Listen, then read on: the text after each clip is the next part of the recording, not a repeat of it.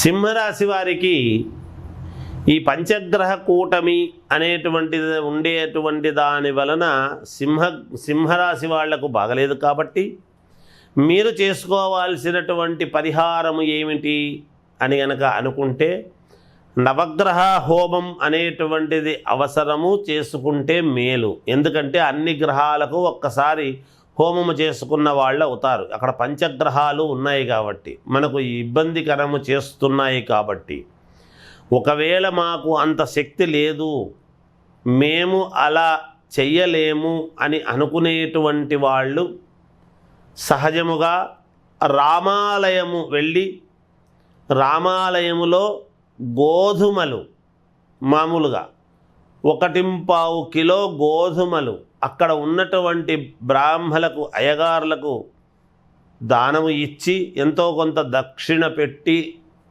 ఇచ్చి మీరు 27 ప్రదక్షిణలు రామాలయములో చెయ్యండి రాముల వారికి. ఇలా శనివారాలు చేస్తే మంచిది. ఈ మాసం అంతా కూడా 4 శనివారాలు చేస్తే మంచిది.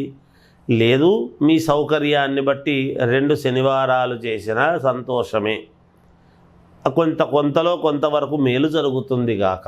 అందుకు ఆ గోధుమలు తీసుకువెళ్ళి ఎంతో కొంత దక్షిణ ఇచ్చి 27 ప్రదక్షిణలు రాములవారి గుడిలో రాములవారికి తిరగండి.